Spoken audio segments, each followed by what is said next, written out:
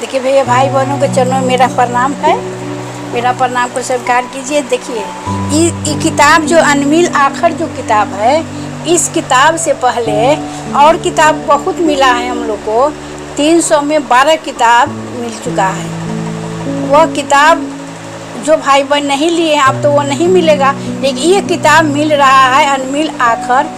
जो भाई बहन के पास नहीं है वो ले सकता है साहब के यहाँ से, क्योंकि अभी तो ये लॉकडाउन में नहीं खुलेगा, नहीं मिल पाएगा, लेकिन लॉकडाउन ख़त्म होगा तो सभी भाई बहन जिसके पास नहीं है वो ले सकता है। इसमें क्या लिखा हुआ है? इसमें लिखा हुआ है साहब का जीवनी लिखा हुआ है, और वही घर बरुआरी के बारे में लिखा हुआ है, दीदी के शादी के बारे में लिखा हुआ है, भैया के शादी के बारे में लिखा हुआ है।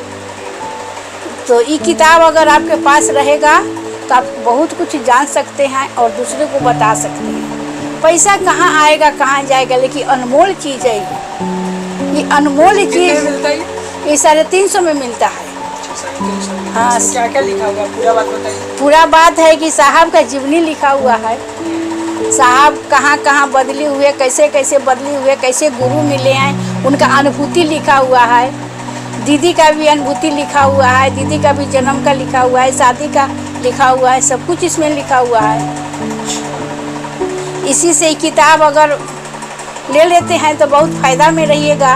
इसमें आप दिखा रहे थे उनका फोटो बचपन का। हाँ, साहब का फोटो भी है, बचपन का फोटो भी है। साहब का फोटो है और दीदी का फोटो है। देखिए साहब पहचान में आते हैं, कैसे हैं साहब, उनकी बचपन की बात इसमें लिखा हुआ है। बचपन में क्या करते थे, कितना नटराज थे, बचपन में कितना बदमाशी करते थे, सारा बात साहब इसमें लिखे हुए हैं। अगर ले लीजिएगा तो अच्छा रहेगा। जो भाई बहन के पास एक किताब नहीं है वो किताब लेने का प्रयास करिएगा। साहब मेरे जब महादेव जी को पेड़ा खिलाने गए थे ना, तो पेड़ा खरीदे तो पेड़ा वाला बोला एक है 14 रुपये किलो, एक है 15 रुपये किलो। तो साहब पूछे कि 15 वाला क्या है या 14 वाला में क्या है, तो बोले एक में चीनी कम है, एक में चीनी ज़्यादा है। अच्छा। तो साहब ने उसमें से तोड़ के मुँह में डाल लिए।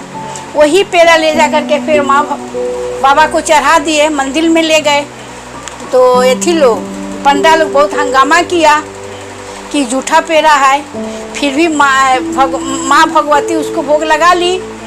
तो साहब तो झूठा नहीं किए थे, वह तो जांचे थे। जैसे समरी ने बैर चख करके खिलाती थी राम को कि राम को खट्टा तो नहीं है, मेरे राम को खट्टा नहीं लगेगा।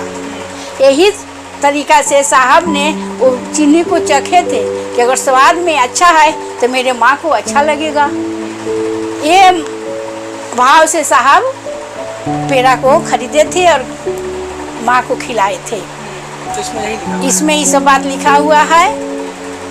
और जैसे जैसे साहब को बीता है, साहब महादेव को क्या दिए हैं, महादेव कैसे आए हैं, हर भोला हर शिवक गुंज कैसा उठा है, वो भी लिखा हुआ है।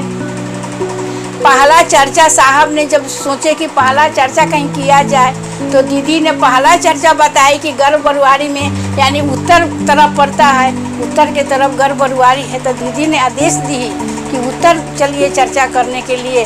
तो पहला चर्चा उत्तर गए तो वही घर बरुआरी में साहब का चर्चा हुआ। तो उस समय 13 आदमी था। 13 आदमी के चलते माइक नहीं लगा कि 13 आदमी में माइक का लगेगा। और मुर्दा जो जल रहा था उसका सिल्ली उठा करके रात भर लोग आग तापा। मुर्दा जो जल रहा था उस सिल्ली उठा के आग तापा लोग। और दूसरा बार जब घर बरुआरी में पहला बार जो साहब का चर्चा हुआ, और दूसरा बार जब चर्चा हुआ तो इतना न भीड़ था, इतना न भीड़ था कि साहब बोले कि 3 बुलाए 13 आए। पहला बार आए तो हम 13 आदमी थे, और दूसरा बार आए तो 13,000 आदमी हो गया। क्या शानदार था, क्या लगा कि स्वर्ग में हम आए हैं। इतना सुंदर वहाँ लगता था कि सब फेल है, कुछ भी याद नहीं आता था, लगता हम स्वर्ग में आ गए हैं। इतना वहाँ का माहौल अच्छा था।